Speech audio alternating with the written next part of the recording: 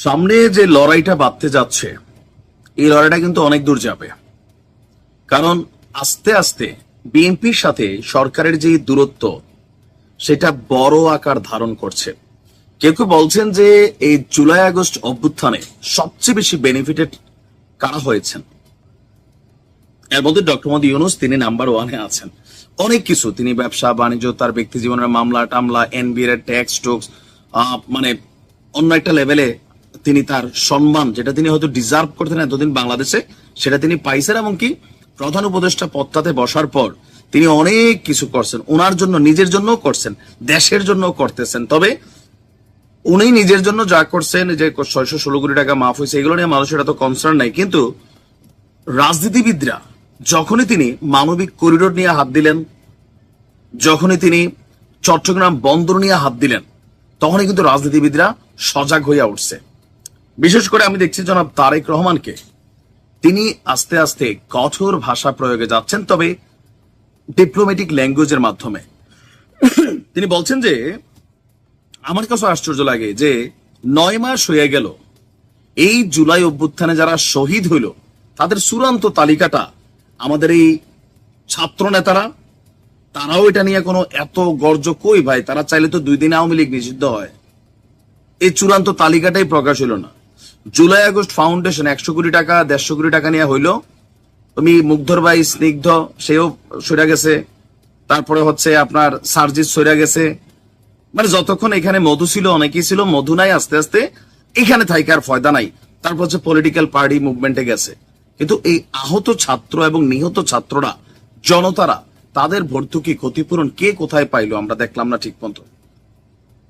কেউ কেউ বলে যে ছবি তোলার সময় শুধু কিছু ঘটনা ঘটে। যাই হোক, এটা তাদের ব্যাপার। এখন তারেক রহমান বলছেন যে অন্তর্বর্তী সরকার জুলাই অভ্যুত্থানের শহীদদের তালিকা চূড়ান্তের চাইতে করিডোর ইস্যুতে বা বন্দর বিদেশিদের কাছে দেওয়ার বিষয়ে বেশি প্রাধান্য দিচ্ছেন। আর করিডোর বা বন্দরের বিষয়ে বর্তমান সরকার নয়, নির্বাচিত জনগণের সরকার সিদ্ধান্ত নিবে যে বাংলাদেশের ভেতর দিয়া মিয়ানমার মানবিক করিডোর পাবে কিনা। বাংলাদেশের চট্টগ্রাম বন্দর, এটা ম্যানেজমেন্ট কাদের কাছে যাবে? যেমন সরকার অনেক ধরনের চুক্তি করতেছেন দেশে বিদেশে, এই চুক্তিগুলো কিন্তু পরবর্তী রাজনৈতিক সরকার তাদেরকে কিন্তু এগুলো ফলো আপ করতে হবে, এখান থেকে লড়ার সুযোগ নাই। তো সেই কারণে হয়তো টেনশন করছেন।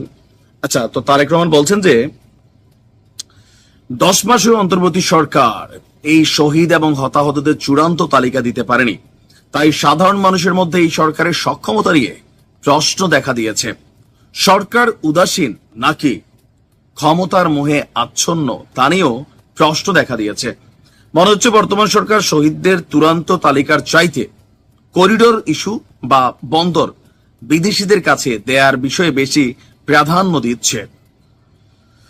তার বক্তব্য যে বিএনপি শুরু থেকেই সরকারের কর্মপরিকল্পনা রোডম্যাপ দেওয়ার কথা বললেও সরকার তাতে সাড়া দেয়নি। সরকার বরং জাতীয় নির্বাচনের সুনির্দিষ্ট দিন তারিখের ঘোষণা দাবিকে সুকৌশলে সংস্কারের অভিনব বেড়াজালে আটকে দিয়েছে। তবে আমরা শুনছি প্রেস সচিব বলে দিছে স্পষ্ট, আগামী জানুয়ারি থেকে জুনের মধ্যে নির্বাচন, 2025-এ কোনো নির্বাচন হবে না। প্রেস সচিব বলছেন এবং বলছে যে এই সরকার চলে গেলে তিনি অনেক একা হয়ে যাবেন, এটা হবেন সেটা হবেন, আবেগী বক্তব্য দিচ্ছেন। এখন যতই দিন যাচ্ছে সরকারের বিভিন্ন ইস্যুগুলোতেও মানুষ নিজেরও প্রশ্ন তুলতেছে। আবার ভালো কাজ যে করতেছে না তাও না, ভালো কাজও হচ্ছে, কিন্তু সংস্কারটা কি হচ্ছে আসলে, এইটা মনে করলেন যে একটু চোখে পড়ার মতন ইস্যু আমরা অনেকে দেখছি না, আবার অনেকে হয়তো দেখছেন। তো কারা দেখছে না কারা দেখছেন সেটা নিয়েও বিতর্ক আছে, যে আমরা কি পলিটিক্সের চশমা দিয়ে দেখছি নাকি এর বাইরে দেখছি। তবে ডক্টর মোহাম্মদ ইউনূস সরকার ক্ষমতায় আসার পর উল্লেখযোগ্য অ্যাচিভমেন্টাল, বাংলাদেশের জন্য কাঁপাই দেওয়া, হিলারিয়াস কোন বড় ধরনের ভূমিকা আসলে করছেন কিনা আমি নিজেও মাঝে মাঝে খুঁজি। ছোটখাটো অনেকগুলা পাই, ছোটখাটো একদম ছোটখাটো লেভেলের, বাট জাতীয় লেভেলে ভূমিকা রাখা। রাজনীতিবিদরা যখনই তিনি মানবিক করিডোর নিয়ে হাত দিলেন, যখনই তিনি চট্টগ্রাম বন্দর নিয়ে হাত দিলেন, তখনই কিন্তু রাজনীতিবিদরা সজাগ হইয়া উঠছে।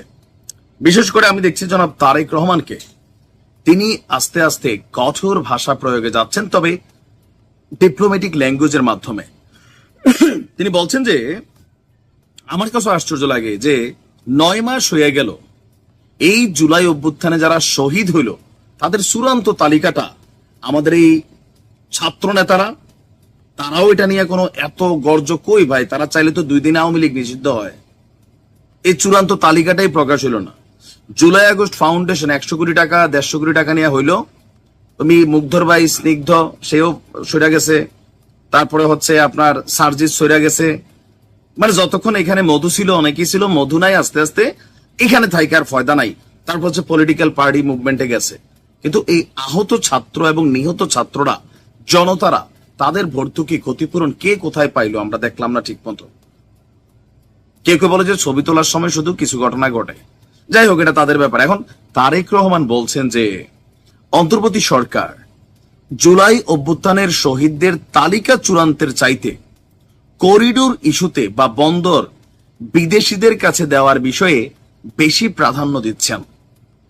আর করিডোর বা বন্দরের বিষয়ে বর্তমান সরকার নয়, নির্বাচিত জনগণের সরকার সিদ্ধান্ত নিবে যে বাংলাদেশের ভেতর দিয়া মিয়ানমার মানবিক করিডোর পাবে কিনা।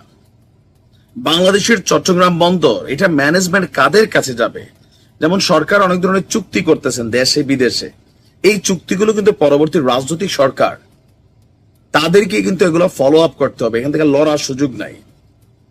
তো সেই কারণে হয়তো টেনশন করছেন। আচ্ছা, তো তারেক রহমান বলছেন যে 10 মাসের অন্তর্বর্তী সরকার এই শহীদ এবং হতাহতদের চূড়ান্ত তালিকা দিতে পারেনি, তাই সাধারণ মানুষের মধ্যে এই সরকারের সক্ষমতা নিয়ে প্রশ্ন দেখা দিয়েছে। সরকার উদাসীন নাকি ক্ষমতার মোহে আচ্ছন্ন তা নিয়েও প্রশ্ন দেখা দিয়েছে।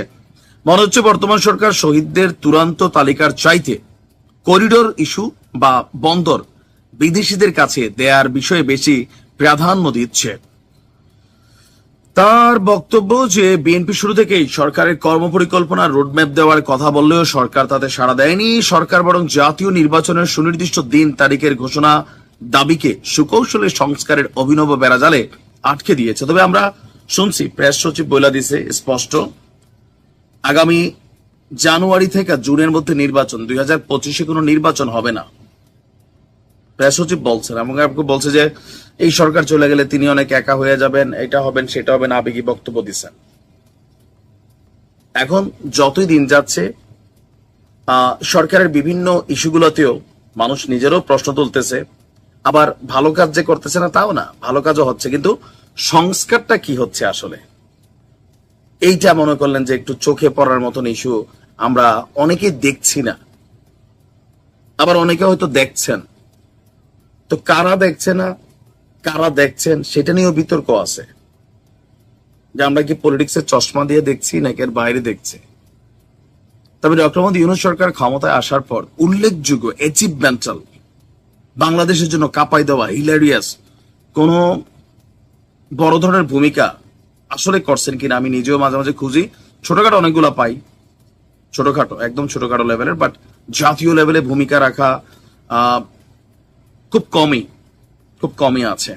হয়তো অনেক বড় কিছু আসবে, এটাই প্রস্তুতি চলতেছে, সময় বলে দিবে। ভালো থাকুন।